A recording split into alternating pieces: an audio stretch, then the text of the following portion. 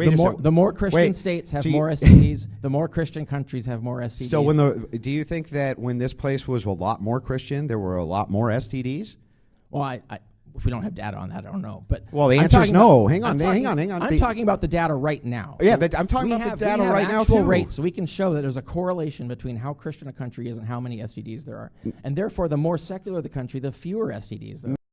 Hello guys, welcome back to the channel. So Richard Carrier went on Modern Day Debate to argue against Andrew Wilson over whether a secular society, or a Christian one, actually produces better outcomes for people. It starts as a debate about government and morality, but it quickly turns into a back and forth over public health, crime, and which worldview the actual evidence supports. The whole thing comes down to one question they keep circling. Should society be built on faith or on measurable results? Comment yes if you think a country runs better on shared religious values. Comment no if you think it should be built on evidence and reason. I want to see where people land on this before they watch. Let's get into it. Like, for instance, can you tell me in your secular humanist society, is prostitution legal? I believe it should be. Yeah, of course. And do you believe that it should be legal and regulated the same way the food industry is? And do you think I have a whole article on this. You can check it out on my blog. Okay, and what age should women be allowed to be prostitutes? Well, adults, obviously. What age is that? 18. Okay, so you think that 18 years old, women should be able to be prostitutes, right? Sure. Inside of your secular humanist society. Mm-hmm. How is that going to create better outcomes for the world? So we actually have comparisons of states that have legal prostitution and states that have illegal prostitution. Uh-huh. A good example is Nevada. Nevada actually has some of the lowest STD rates in the country. And one of the reasons is because the prostitution there is regulated to engage in safe sex. So because prostitutes are often the vectors for STDs and the prostitutes there are cleaner, because it's a legal regulated thing, we have a better outcome. And in fact, it's just as good as the food industry or anything else. Would you just regulate all vice? Yeah, you got to regulate things within the same principles of what actually works to protect people from harm. I see. And these are sets of harms which you think people ought to follow. As long as they don't create more harm, like regulating creates more harm than the but harm isn't supposed this to very regulate, then obviously it's not evidence-based. Yeah, but anymore. isn't this very idea of harm that you have just arbitrary and based on your own preferences? No, I actually made a good case for it based on, we have all of these elements of the evidence we have from history of what systems work better. We have the evidence of what people actually like and don't like. When people don't want to be poor, don't want to be oppressed. Yeah, but that's based on your preference still. The idea is like this is a preferable state of affairs for you. For all human beings. All rational human beings will agree with these things. What all about rational, informed human beings. Yeah, so like take Nevada, for instance. It is true the STD rates are lower, but human trafficking is higher. How is that better? And by the way, if you take a look at many of these countries where you see human trafficking going on, guess what? It's directly correlated to prostitution, which is legal and illegal, including OnlyFans. Yeah, I don't know about your statistics on that. Let's just assume that that's true. That isn't caused by legal prostitution, because that's the opposite of that, right? It is actually. So if you think it's caused by legal prostitution, then what you're arguing for is that the government should be more regulating of the industry, which is perfectly sensible. Well, yeah, and they can regulate it by making it illegal. Yeah, but that's a great regulation. Like, oh, hey, you know what's really great about this? We can just make it illegal. It has all the negative effects of hurting a bunch of people. It's a worse outcome. Who is it going to hurt? How is it going to really hurt 18-year-old? How is this a better world that you are postulating, that 18-year-olds can prostitute themselves on the internet because you think that what they're going to do it? They're going to do it anyway. No, they can do what they want. That's the thing. It's freedom. It's not the government's business to tell them what to do with I think, their own lives. but here's where we deviate, right? Why is it not, especially according to you, when I look at what your definition is like, it does seem like it is the government's business to regulate these things. It's absolutely their business. Only the pursuit of harm. So the pursuit of harm. 18-year-olds having sex on the internet is very harmful. Let me answer your question earlier, where you asked about like what would be the benefit. There are actually several. But I'll just go into the one example that we're bringing so far. Legalizing prostitution reduces STD rates. And it reduces STD rates not just in people who are frequenting prostitutes. It spreads throughout the society so that even innocent people, by your definition, who aren't engaging in prostitution are actually being protected from STD.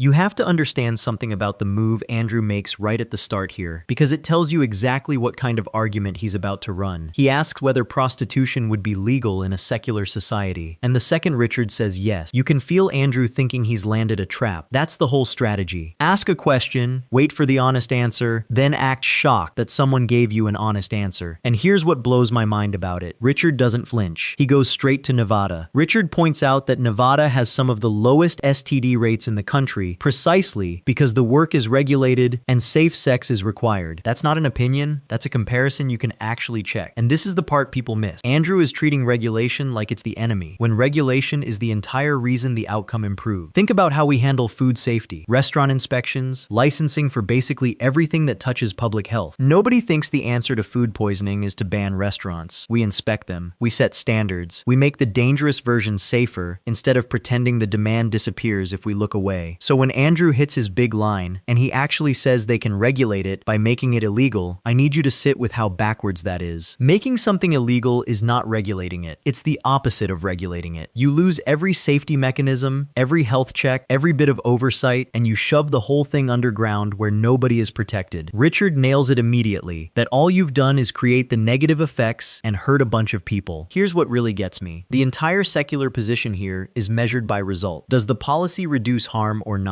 That's the only question on the table. Andrew keeps trying to reframe it as a matter of taste, like harm is just Richard's personal preference. But wanting fewer people to get sick isn't a preference, it's the whole point.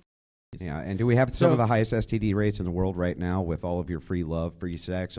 Don't stay out of my bedroom. Do you know what correlates with STD rates around the world and in this country? Christianity. Oh, I see. Wait the more Christian states have more STDs, the more Christian countries have more STDs. So do you think that when this place was a lot more Christian, there were a lot more STDs? Well, if we don't have data on that, I don't know. But the answer is no. Hang on. I'm talking about the data right now. Yeah, I'm talking about the data right now too. Rates, so we can show that there's a correlation between how Christian a country is and how many STDs there are, and therefore, the more secular the country, the fewer STDs there are. No, actually, when we parse this is crazy. Actually, I would never expect you to make this argument. If you're talking about the more Christian an area is, the more STD it is. If we chalk this up between minority and non-minority, that's the case. And so this is what's really interesting about this. No, I bet most of the countries... It's cross-country. Yeah, but... To other countries. It's the same in Sweden, when you compare Sweden to the U.S. I bet most of the countries... compare Japan to the U.S. Are most of the countries that you're going to be making a comparison to, where the STD rates really start to climb up, going to be third world nations who are Christian? Well, third world nations aren't necessarily free democracies. That varies. So that's not really a relevant comparison here. So, but no, these are the studies. The studies show that when you have a more Christian society... whether it's state or country, whether it's Finland, for example. Do you think we had you can't blame STDs on minorities? Well, I got it. The statistics don't support that. This is wild to me. Do you think that we were more or less of a Christian country in 1945? Do you think? I think we're less of a Christian country now. I agree. So if that's the case, if we're talking about shouldn't we see way more STDs in 1945 than we do right now? I don't know, because I don't know the data on that. Oh, well, there was... But what would matter... Wait, hang on. If I could demonstrate for you, if we just look at the historic STD rates, and we're seeing the STD rates grow, and this is attributed to things like sex work and promiscuity, especially sexual revolution since the 70s, imagine this, Richard. I can just logically demonstrate this for you. Are people having more or less sex now that they have condoms, birth control, vasectomies, would you say? Oh, yeah, definitely, probably having and more what sex, would you I correlate higher than sex for STDs? Anything? Well, you can look at this where you see the military. You look at the military in World War II, the STD rates in our soldiers compared to the military now, it's down a lot. So because they regulate sex. They regulate. No. Yeah, well, yes, they do. Soldiers can have as much sex, even more sex now than they did back then. Wait a second. So let's back up. Let's make sure we got this right. Okay, so if it is the case that we go back to 1945, you say it's a more Christian country then, right? There's less STDs. You agree with me that it is the case that the correlation of STD, the highest one's going to be sexual intercourse. People are having more sexual intercourse, especially since the sexual revolution. You got to be careful here, because to do a correct comparison, you actually need to compare like with like. So there are conditions that change between... We are Christian, less Christian. Like. No, but I'm just saying that there are other conditions, economic, population size, all these other conditions that can affect the relationship. What could possibly be more of a correlate than penis and vagina? What? Lots of things. Well, Access for an to STD? sex, access to prostitutes, access to sex, access to other partners, and so on. All sorts of Hang on. things. If we completely... There are lots of things that can change this. So if hang on, Richard. If you isn't it the case if we eliminated if you wanna know sexual intercourse, there would not be STDs no more? I'm sorry, say that again? If we eliminated sexual intercourse, nobody's having sex, there are no more STDs, right? Sure.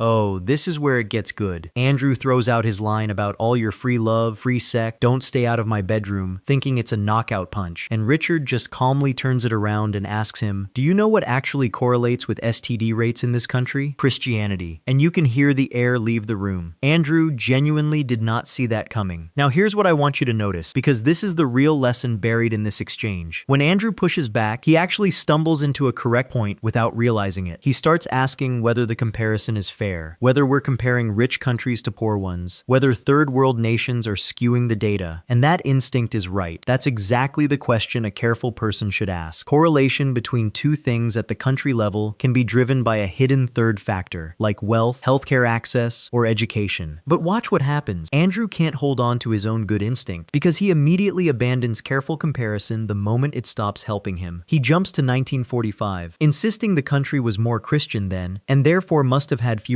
STDs. And Richard keeps hammering the one thing that matters. What's the actual data? Not what feels true, not what should be true if the story were simple, the measured rate. And this is the part that separates the two approaches completely. Andrew is reasoning from a conclusion backwards. He already believes religion produces better behavior, so he assumes the numbers must agree, and he'll reverse engineer whatever history supports it. Richard is doing the opposite. He's saying you don't get to know the answer until you go count. Let me give you the historical piece here, because it matters. During World War II, STD rates among soldiers were a massive problem. So serious the military ran enormous public health campaigns about it. The fix that worked wasn't moral lecturing, it was education, prevention, and access to protection. That's the documented record. The thing that lowered the numbers was the practical stuff, not the sermon. Okay, great. But the problem is that then that creates a greater harm if you're preventing everyone from having sex. I understand. So that's not my evidence-based, human-centered reasoning would deny that as an irrational move. Yeah, that's not my point. My point is that this idea that you have that STDs, right, don't increase even though the population is having a lot more sex, because you're telling the population that it's fine to have a lot more sex because this God you're creature... Wrong. You're scientifically wrong. And I can. How am I scientifically wrong? I'll give you an example. There's studies of polyamorous couples. The rate of STDs among monogamous couples is actually higher than the rate of STDs among polyamorous couples. Polyamorous couples are having way more sex than the monogamous people. Why is their STD rate down? Because they engage in safe sex. So that's the thing. You can't have that kind of correlation. If you're acting like a secular humanist, you're going to act in a rational way, and therefore you're going to evidence-based way. You're going to engage in safe sex, and therefore that's what we should promote. We should be teaching safe sex skills and so forth. So that actually also has been shown when you actually teach people safe sex, they actually have less STDs. Hang on, less teen pregnancy. What demographic do you think is the most polyamorous? Would you say homosexuals? I don't know. Homosexuals, Richard? So the relevant metric would be Richard, numbers. is it homosexuals? So, no, you're asking about rate, but if you're talking about raw numbers, no, I'm just asking you, are there more polyamorous people who are... Yes, thank you. No. And what are the STD rates of those polyamorous people? No. You're wrong. There are more heterosexual polyamorous people because by raw numbers. I'm talking about per capita, clearly. Yeah, by raw numbers. Per capita doesn't make your argument, though. Yes, it actually does. What I'm saying is that if you have if it's polyamorous people, you're saying have less STDs.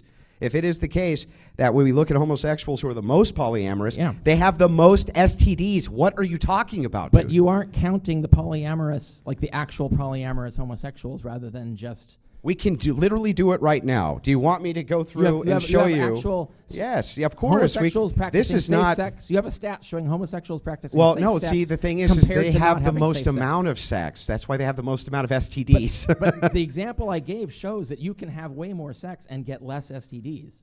And so if that works in one population... Actually, you haven't demonstrated that. You just said it. No, but there's a study you can find. Oh, there's a study. Where? From who? Let me look at it, because that is... So anybody can Google it. You can just go Googling it, try to find STD rates compared between polyamorous and monogamous people. So, just as I said in my opening, you don't have to believe what I'm saying. You don't have to believe what he's saying. You can go find this stuff yourself. And so all we're doing is informing you of that. And so you know what to go look for in this. And this is a thing. So it proves that safe sex reduces STDs even with increased sexual activity. But it doesn't, because if we look at the lesson there is to promote safe sex, right? Yeah. It's not to suppress, like send cops in to beat the shit out of you. Like we don't need Stonewall to get STDs down. We just need to have people who actually act responsibly, and we teach them how to do that, give them the skills and the means and access to that stuff. Well, it also lowers teen pregnancy. It lowers all the metrics that you're thinking of. Yeah. This right here is the exact moment Andrew's entire argument collapses, and I don't think he even realized it while it was happening. His whole case rested on one simple idea: more sex equals more disease. Therefore, the moral crackdown is justified. That's the engine under everything he's been saying. And Richard reaches over and pulls the engine out. Because Richard points out that monogamous couples actually show higher STOD rates than polyamorous couples, even though the polyamorous group is having far more sex. And when Andrew asks why, the answer is the whole ballgame. Because they engage in safe sex. That single fact detonates the causal link Andrew built his position on. It's not the amount of sex, it's whether people are given the knowledge and tools to be responsible. And here's the part that's so revealing. Instead of grappling with that, Andrew immediately pivots to asking which group is the most polyamorous, trying to steer toward a specific demographic. Watch the move carefully, because it's the tell. He switches from rate to raw numbers mid-sentence, and Richard catches it instantly. If you're comparing populations, per capita is the honest measure. Raw totals just reflect how big a group is, not how often something happens within it. Andrew needs the sleight of hand, because the actual per capita point destroys him. Then Richard lands the line that I think is the heart of the whole segment. He says we don't need Stonewall to get STDs down, and that's the entire philosophical difference in one sentence. One side wants to solve public health with force, shame, and prohibition. The other side says just teach people to act responsibly, give them the skills and the access, and the numbers drop on their own. Lower disease, lower teen pregnancy, every metric Andrew claimed to care about. Here's what people don't realize. The compassionate approach and the effective approach are the same approach. You don't have to choose between caring about people and getting results. Treating adults like adults capable of handling information is what actually works. Yeah, let's just make sure that we get this right. I want to get into the argument now so we don't get too derailed. When we start with how do you think it is possible, okay, that if it is the case that there is an invisible being that will punish people for wrongdoing, that they will be more likely to avoid the bad behaviors and promote others to avoid bad behaviors? We know for a fact that that's not the case. So the statistics show the more Christians are actually, Christians are 3 times more likely to be teen mothers, or single mothers, than atheists. So, but isn't that because atheists are more likely to abort their kids? The Christian help is not. Isn't that why? No. There's no evidence of that. There isn't? Yeah, no. Okay. So, and this is the other thing is like all the other markers follow country by country, state by state. The more Christian, the more we have STDs and teen pregnancy. So obviously Christianity is not curing the problem. Whereas you look at the more secular states, it's actually being the secular state that is curing the problem. That's why Sweden is so much better off than us on these metrics. It's not because of promotion of Christianity, it's by promotion of secular humanist ideals. Well, Richard, since atheists, it's like 91% of them are pro-choice, right? Why do you think that they would be less likely to get an abortion than people who aren't pro-choice? So a lot of people say they're pro-choice and then go have an abortion. So you have to actually count who's really doing it, not what they say. Yeah, I know, but we're just going down to likelihoods here. So do you think that it's more likely that a person who believes and is pro-choice... You have to go measure it. I'm asking you about likelihoods, Richard. Do you think that... I can't tell you likelihoods without doubt. You got to have evidence. Logical. You need evidence. Logically, do you think it's logically likely? Evidence. If you're not reasoning from evidence, we're wasting time here. So okay, well then how can you make... If that's the case, then how can you make the claim that one or the other is less or more likely? You can't? When I have evidence, then that's I it? Yeah. Okay. Yes, that's okay. how you decide everything. I just want to make sure it's you just... Need that's it? Evidence-based reasoning. If you don't have the evidence, you can't make the claim. So okay. You need your positions to be based on the evidence and what actually happens. And so you actually have to go study. You have to actually go count. You can't just sit from the armchair and come up with these ideas. That doesn't work as a method. And that's one of the reasons why the Christian worldview is not best for society. Okay. We need a rational worldview that's evidence-based. Got it. It actually respects evidence as the fundamental authority, the highest authority.